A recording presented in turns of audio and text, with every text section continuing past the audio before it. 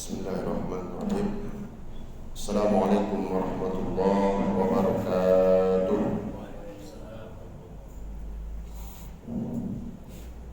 Bersyukur kepada Allah Subhanahu wa taala dengan lafaz hamdalah.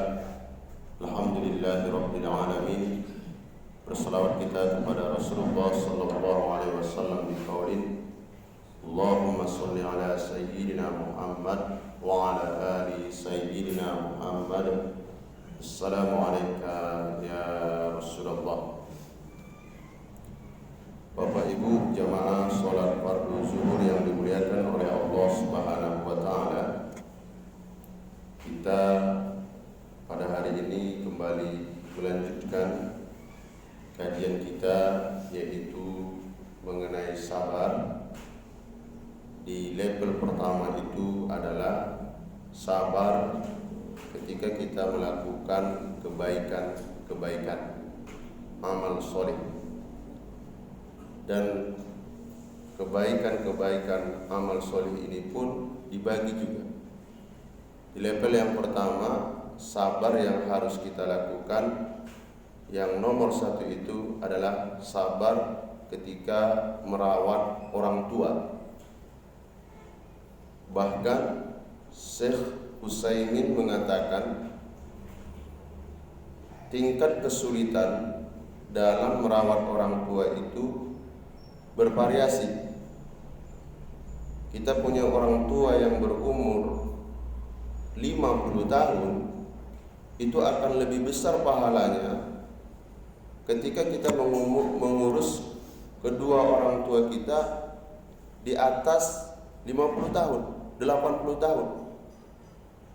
Ini dibutuhkan sekali tingkat kesabarannya. Nah, namun sesuai balasannya pun dari kesabaran ini, ajruhum bighairi hisab. Perlu sama-sama menjadi renungan untuk kita semua. Ada 3 amalan yang kita lakukan yang tidak boleh kita pisahkan. Kalau kita pisahkan, ibadah itu, amalan itu tidak akan membuahkan hasil. Pertama, serajin apapun sholat kita, namun seseorang itu setelah dia sholat, dia tidak mau mengeluarkan zakat, ini nggak berbuah sholatnya, tidak akan menghasilkan. Kenapa? Karena sholat itu gandengannya dengan zakat. Yang kedua, yang tidak pernah dipisahkan, ketaatan kepada Allah tidak bisa dipisahkan juga dengan ketaatan kepada Rasulullah. Maka agak miris kita melihat kita tidak pakai hadis atau sunnah Rasulullah, kita langsung ke intinya, ke Al-Quran. Oh, tidak bisa. Ketaatan kita kepada Allah, tapi kita tidak mau mengindahkan apa yang dikatakan Rasulullah, itu juga tidak akan membuahkan hasil. Yang ketiga, rasa syukur kita kepada Allah. Banyaklah yang kita lakukan yang baik-baik, tapi kita tidak bisa mengucapkan syukur kepada kedua orang tua, itu juga tidak akan membuahkan hasil.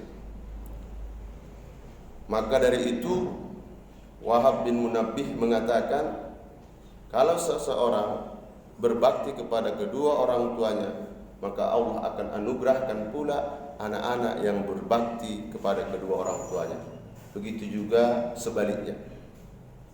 Maka ada satu dosa yang balasannya Allah kasih di dunia ini. Di dunia ini saja dia dihinakan, nanti Allah tambah lagi di akhirat. Apa itu? Uququl walidain. Orang yang durhaka kepada kedua orang tuanya, itu balasannya kontan.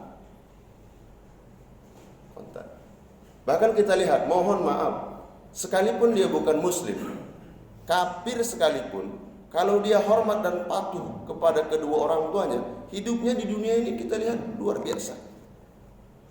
Maka ini menjadi otokritik juga untuk kita semua. Kalau seandainya hidup kita dalam tanda petik gundah, gulana, kacau, cek-cek, Sudah pernah tidak kita melakukan syukur kepada kedua orang tua? Ma'asyiral muslimin, Bapak Ibu jamaah salat fardu zuhur yang dimuliakan oleh Allah Subhanahu wa taala. Nah, di sini saya akan sampaikan satu satu kabar dari Syekh Utsaimin. Jadi Syekh Utsaimin ini punya murid pada saat itu yang menjumpainya, menangis-nangis murid ini. Kenapa? Nah, mereka dialog berdua. Apa dosa yang sudah Anda lakukan sehingga Anda seperti ini? Saya durhaka terhadap kedua orang tua. Tepatnya bukan sama ayahnya pula, sama ibunya, sama ayahnya.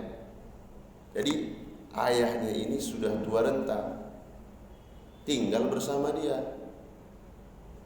Nah, rumah itu memang luas, tapi dengan kehadiran ayah terusik dia.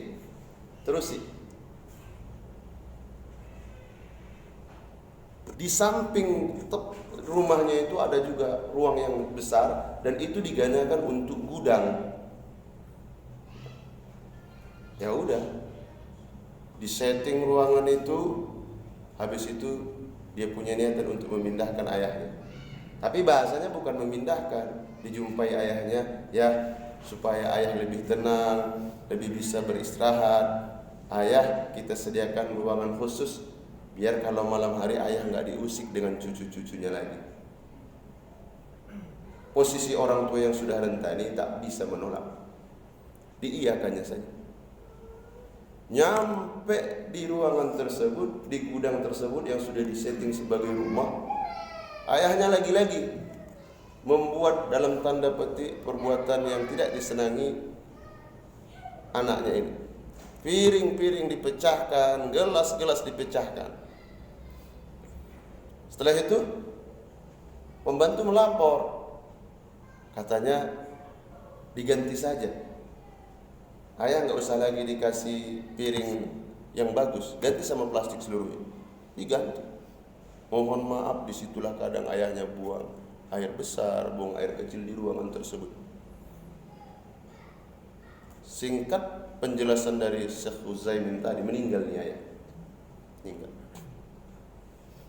Nah, dibersihkanlah. Waktu membersihkan rumah yang sudah disetting sebagai gudang tadi, ingin dialih fungsikan kembali. Nah, anaknya ikut, berusia 10 tahun. Waktu anak itu mengambil piring tadi, kata ayahnya, "Enggak usah, itu kotor nak. Mau mengambil gelas jangan disentuh, nanti jijik nak." Dari sinilah dia mendapat teguran. Apa kata cucunya ini? Kata cucunya, "Kami tetap akan menyimpannya ayah." Loh, kenapa disimpan? Besok kalau sudah ayah tua seperti kakek, maka piring dan cangkir ini yang akan kami berikan. Jadi kalau balasan dari berbuat baik kepada orang tua kontan. Kadang biasa anak-anak sekarang nih kita suruh, "Nak, tolong tutupkan pintu." Tutupkannya pintu, tapi kuat. Oh, jangan dulu mengamuk kita, jangan marah kita. Ini bisa saja cerminan yang kita lakukan kepada ayah emak kita. Jadi tingkat kesabaran yang pertama yaitu dalam ketaatan kepada kedua orang tua. Ini menjadi otokritik, introspeksi, evaluasi untuk kita. Kalaulah penggapaian dunia belum kita gapai, mohon dicek lagi. Bisa saja ada satu perbuatan, ada satu tindakan, ada satu sikap, yang mana sikap itu ayah emak kita tidak suka.